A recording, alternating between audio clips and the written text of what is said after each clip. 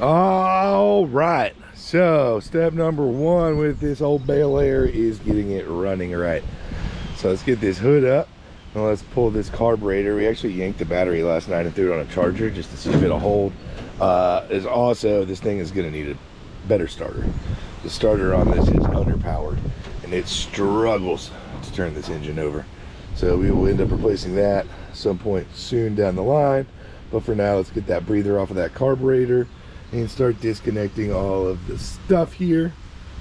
And yeah, get ready to take it over to Mr. Kent and see how we break these things down and get them cleaned up.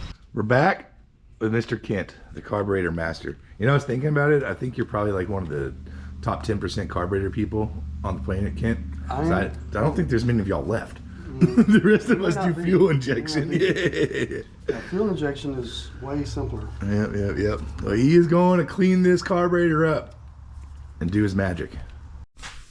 Well, daggum, we got the Bel Air back in here today. I don't remember where I left off last time. I think it's whenever I like jerry-rigged the throttle linkage back on the carb after we cleaned it and ran it. But I can tell you we got a good running engine now with this carburetor. For a while I thought I needed to pull the tank and clean it, but it's not too terrible. Let me see if I can get a light down here. On our inline fuel filter, it's got some grammies in it, but it's not nearly as bad as I thought it was originally. But I had a tire that was leaking down. I just went and got it fixed. That was a nightmare in its own right. Those rear tires, you have to deflate them for them to actually fit under the wheel well since it's lowered. Yeah, check this out. You see that stance? Yeah, to fit those tires under there, they have to be deflated and they just barely squeeze up in there to get on. And you air them back up. That was a nightmare. But also, then I was down here getting ready to reconnect the battery. I disconnected it.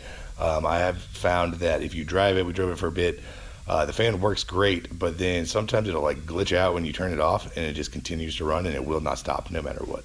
So I just disconnected the battery because I had it up on a jack, and yeah, that the doors don't open whenever you have the body twisted like that on this thing. So I just disconnected the battery and I'll figure that out later. But look at this. When I was looking around down in here, taking a look at that throttle linkage, I noticed, look at this motor mount. Not even close to tight. Goodness. The one below it's loose too.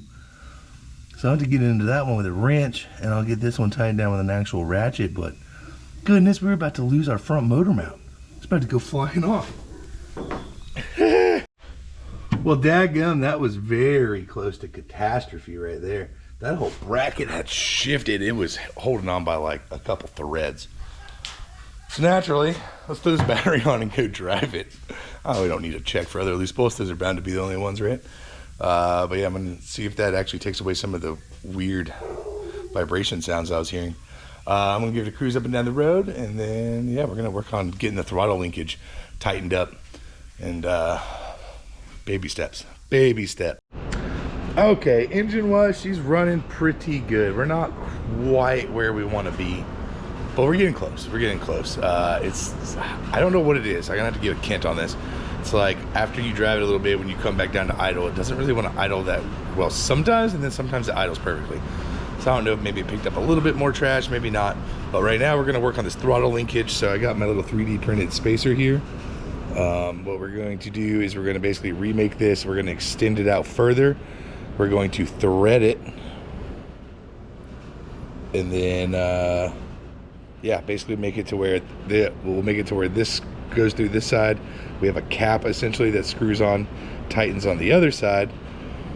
And then we'll be able to put the pin directly behind it, and everything will be nice and tight, and it won't be able to wiggle and wobble and have play.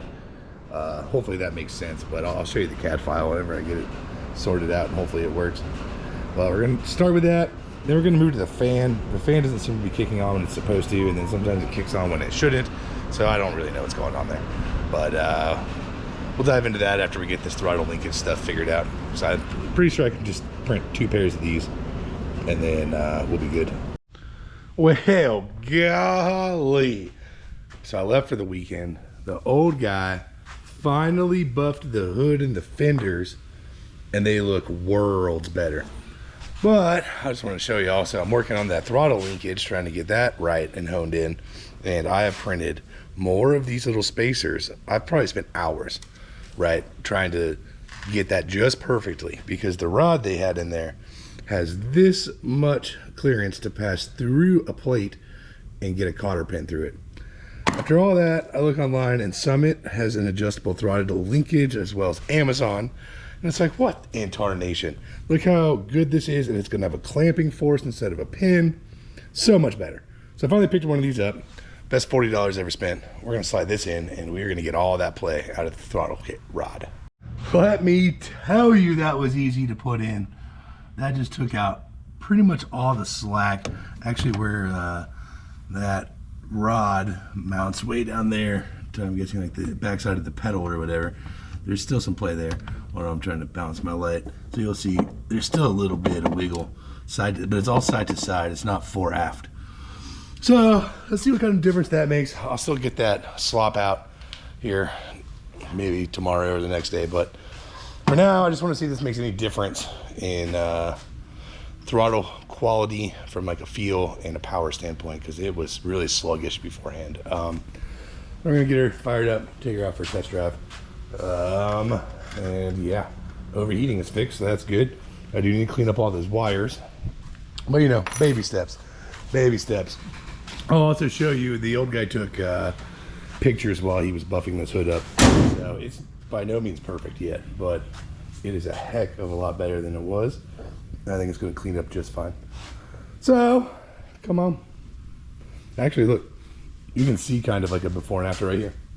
I don't know how well this camera picks it up, but this is what the whole hood looked like, actually even worse. Same with the top of the doors, but all this still has to be buffed. And then we'll get it like clay barred, buffed again. Maybe even put like a ceramic coating on it after we do some touch-up paint. I don't know, we're gonna figure that out. That's a ways down the road. But for now, I want this puppy to drive. Well, I have found our fan control issue. They are running one of these rods you just shove in the radiator, and it's just up in, it was just wedged up in this hole, not being held in at all, just bouncing around and being all janky. So I went and picked up a new fan control from Summit, and I'm going right on in to the block here and getting a true coolant temperature reading, not wedging it through the fins of the radiator. So I'm about to wire this puppy up, and hopefully that gets our fan controller problem solved. Well, was that a success? No, it wasn't. Ow, hot. We are leaking out of our sensor hole. That's why it's smoking. There's a lot of coolant coming out. Now I gotta wait for it to cool down, but it also never fired up. So now I gotta go make sure that that over there is a 12-volt ignition source that I tied into. I was pretty sure it was, but maybe it wasn't. Maybe it, I don't know. I don't know the answer. But we will figure out the answer. Oh, oh my God, I'm an idiot. Sometimes you just can't fix stupid, I'll tell you. Probably would help if I put the relay in. The fan cannot work without the freaking relay in it. Doy. Oh, how silly. Dude, that fan should be on right now. I mean, that temperature is 220.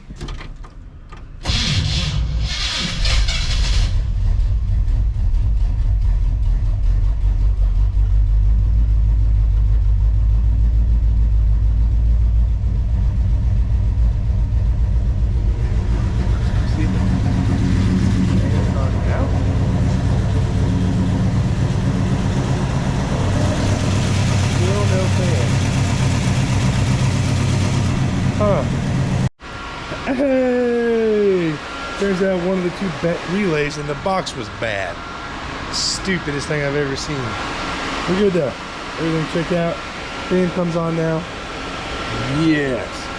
Oh hell. You'll see we're not at the shop. had to come on a rescue mission this morning. Old guy's driving into the school, and he killed it. And the starter heat soaked and would not turn over after he turned it off the bank. Well, y'all, the Bel Air does not overheat anymore, so we got that going for us. There are still a handful of things we need to do, but we'll address those in the next video here. But for now, just give you a little synopsis of what we got. It will drive down the road. It actually drives great. It has an issue with the idle sometimes, where when you come to a stop, it wants to idle too low. Sometimes it wants to idle too high. So I'm gonna go see Mr. Kent maybe today or tomorrow, see if we can't get that addressed, but that will be in the next video. The throttle linkage is fixed up. So we'll take a look over here. The throttle linkage is nice and solid. We do need to clean up the wiring still. We're also gonna redo the spark plugs. If you look here, especially on this other side, the spark plugs route down like in the headers. Yeah, if you look down here, the spark plugs are routed down in the headers with like these heat shields on them. But you know, they're getting hot and burning. So we'll get some cut to length spark plugs and run them down and upside the backside back there. That should get that addressed. Obviously, it still needs touch-up paint and the paint work to be fixed up. But we're slowly plucking away at it. It is a car that I'm literally about to fire up and drive a few miles down the road to go see Kent. It's already been driven back and forth to the school a couple times, which is like a 40-mile drive or 30-mile drive. So she can go down the road. That is super exciting. We do need to replace that starter because it does like to heat soak. But yeah, we'll do that when I get it up in the air. Actually, let me check the oil real quick. But I think it has a small oil leak that I'm gonna have to find. I want to do all that with it up in the air, but I got another vehicle coming in here today. So let me call Mr. Kent, and yeah, we'll pick up in the next video, trying to knock out these little things and getting it just right before we do the seat and the paint corrections. Come on. So if y'all want to see the progress and any future videos on it, hit that subscribe button.